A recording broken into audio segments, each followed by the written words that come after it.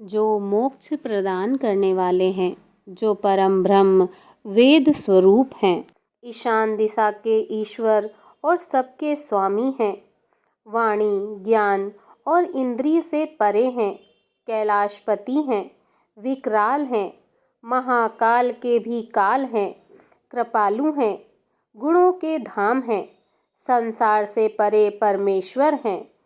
उन भगवान भोलेनाथ की हम वंदना करते हैं। जय भोलेनाथ, हर हर महादेव। भगवान भोलेनाथ की कृपा आप सभी पर बनी रहे। भगवान भोलेनाथ की महिमा अनंत है।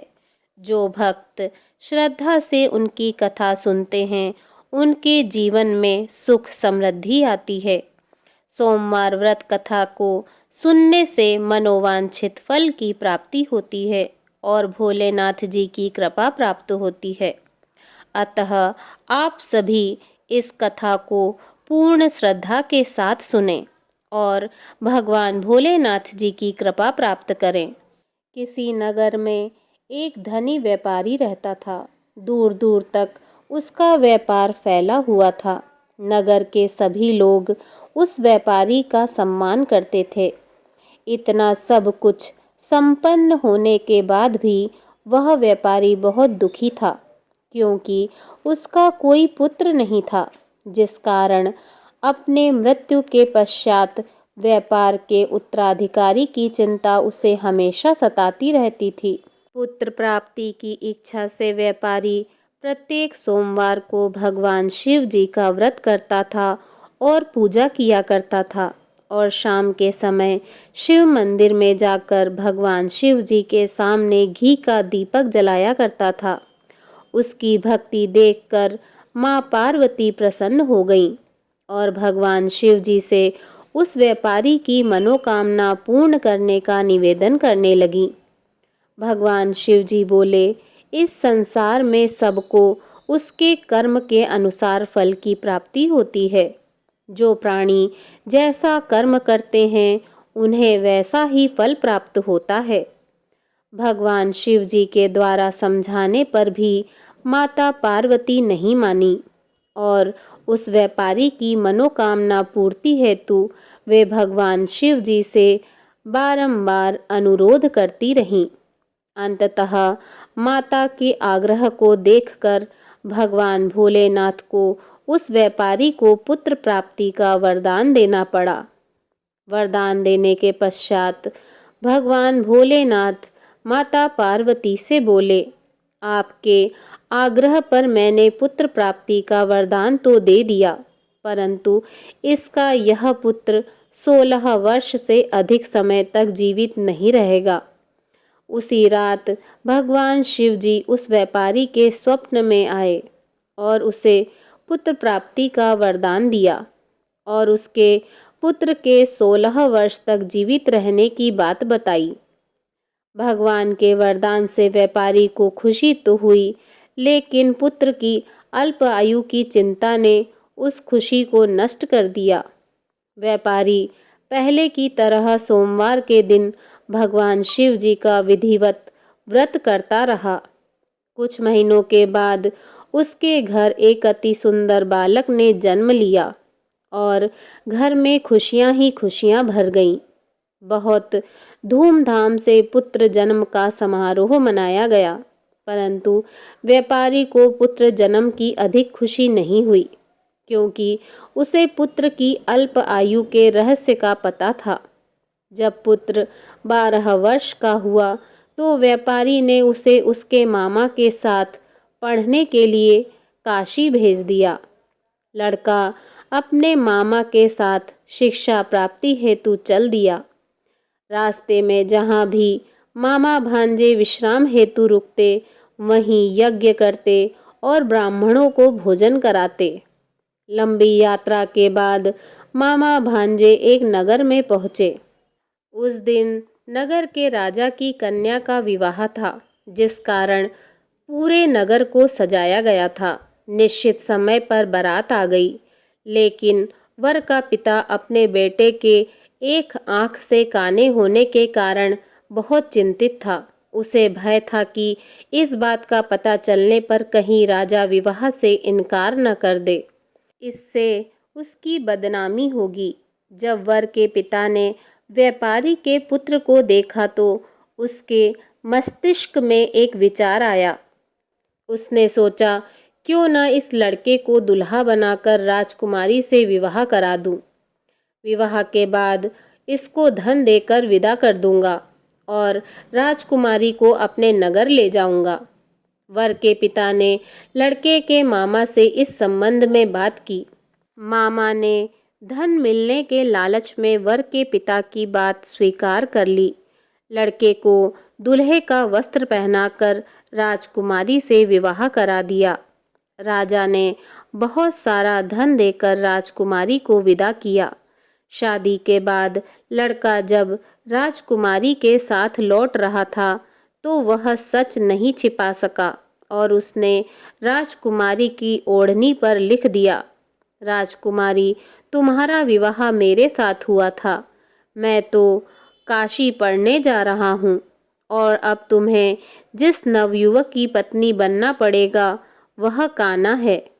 जब राजकुमारी ने अपनी ओढ़नी पर लिखा हुआ पढ़ा तो उसने काने लड़के के साथ जाने से इनकार कर दिया। राजा को जब ये सब बातें पता लगी तो उसने राजकुमारी को महल में ही रख लिया। उधर लड़का अपने मामा के साथ काशी पहुंच गया और गुरुकुल में पढ़ना शुरू कर दिया। जब उसकी उम्र 16 वर्ष की हुई तो उसने यज्ञ किया। यज्ञ के समाप्ति पर ब्राह्मणों को भोजन कराया और खूब अन्न वस्त्र दान किए। रात को वह अपने शयन कक्ष में सो गया। भगवान शिव के वरदान के अनुसार शयन अवस्था में ही उसके प्राण पखेरु उड़ गए। सूर्योदय पर मामा मृत भांजे को देखकर रोने पिटने लगा। आसपास के लोग भी एकत्र होकर दुख प्रकट करने लगे। लड़के के मामा के रोने विलाप करने के स्वर समीप से गुजरते हुए भगवान शिव और माता पार्वती जी ने भी सुने। माता पार्वती जी ने भगवान से कहा, हे प्राणनाथ, मुझे इसके रोने के स्वर सहन नहीं हो रहे हैं। आप इस व्यक्ति के कष्ट को अवश्य दूर करें। भगवान शिव जी ने माता पार्वती के साथ अदृश्य रूप से समीप जाकर देखा तो भोलेनाथ माता पार्वती से बोले, यह तो उसी व्यापारी का पुत्र है जिसे मैंने 16 वर्ष की आयु का वरदान दिया था। इसकी आयु पूरी हो गई है। माता पार्वती ने फिर भगवान शिव जी से निवेदन कर उस बालक को जीवन देने का आग्रह किया। माता पार्वती के आग्रह पर भगवान शिव जी ने उस लड़के को जीवित होने का वरदान दिया और कुछ ही पल में वह जीवित होकर उठ बैठा। शिक्षा समाप्त करके लड़का मामा के साथ अपने नगर की ओर चल दिया। दोनों चलते हुए उसी नगर में पहुँचे जहाँ उसका विवाह हुआ था। उस नगर में भी यज्ञ का आयोजन किया। समीप से गुजरते हुए नगर के राजा ने यज्ञ का आयोजन देखा और उसने तुरंत ही लड़के और उसके मामा को पहचान लिया। यज्ञ के समाप्त होने पर राजा मामा और लड़के को महल में ले आया और कुछ दिन उन्हें महल में रखकर बहुत सा धन वस्त्र आदि देकर राजकुमारी के साथ विदा कर दिया। इधर भूखे प्यासे रहकर व्यापारी और उसकी पत्नी बेटे की प्रतीक्षा कर रहे थे। उन्होंने प्रतिज्ञा कर रखी थी कि यदि उन्हें अपने बेटे की मृत्यु का समाचार मिला तो दोनों अपने प्राण त्याग देंगे। परंतु जैसे ही उसने बेटे के जीवित वापस लौटने का समाचार सुना तो वह बहुत प्रसन्न हुआ। वह अपनी पत्नी और मित्रों के साथ नगर के द्वार पर पहुंचा। अपने बेटे के विवाह का समाचार सुनकर पुत्र वधू राजकुमारी को देखकर उसकी खुशी का ठिकाना न रहा।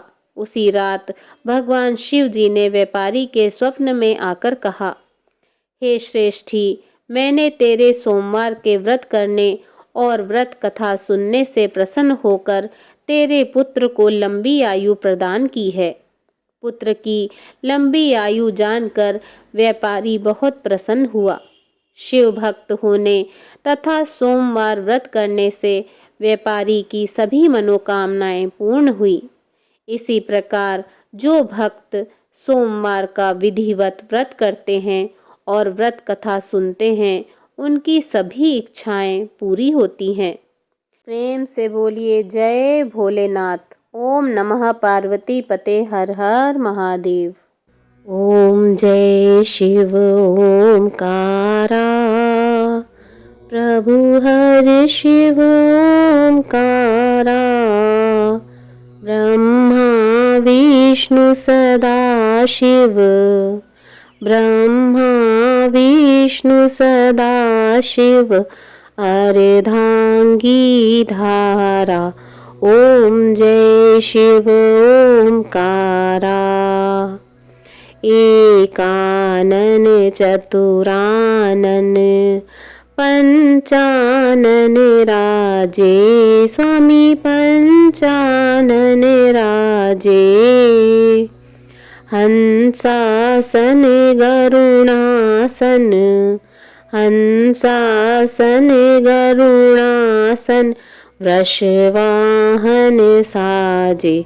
ओम जय शिव ओमकारा, दो भुज चार चतुर्भुज, 10 भुज अति सोहे, स्वामी 10 भुज अति सोहे, त्रिगुण रूप निरखते, त्रिगुण रूप निरखते, त्रिभुवन जन मोहे। ओम जय शिव ओमकारा, अक्षमाला वनमाला, मुंडमाला धारी, स्वामी मुंडमाला धारी, चंदन मृग मद सोहे, चंदन मृग मद सोहे, भोले शशिधारी। ओम जय शिव ओमकारा, श्वेतांबर पीतांबर, बागांबर अंगे, स्वामी बागांबर अंगे, सनकादिक गरुणादिक भूतादिक संगे। ओम जय शिव ओमकारा, कर के मध्य कमंडल, चक्र त्रिशूल धरता, स्वामी चक्र त्रिशूल धरता, सुखकारी दुखहारी, सुखकारी दुखहारी, जग पालनकारी। ओम जय शिव ओमकारा, ब्रह्मा विष्णु सदा शिव, जानते अविवेका, स्वामी जानते अविवेका, प्रणवाक्षर में शोभित, प्रणवाक्षर में शोभित, ये तीनों एका। ओम जय शिव ओमकारा, त्रिगुण स्वामी जी की आरती जो कोई नर गाए, स्वामी प्रेम सहित गाए, कहत शिवानंद स्वामी, कहत शिवानंद स्वामी, सुख संपत्ति पाए। ओम जय शिव ओमकारा, ओम जय शिव ओमकारा, स्वामी हरे शिव ओमकारा, ब्रह्मा विष्णु सदा शिव, ब्रह्मा विष्णु सदा शिव, अर्धांगी धारा। प्रभु जय शिव ओमकारा। बोलिए भगवान भोलेनाथ की जय। ओम नमः पार्वते पते हर हर महादेव शिव शंभु।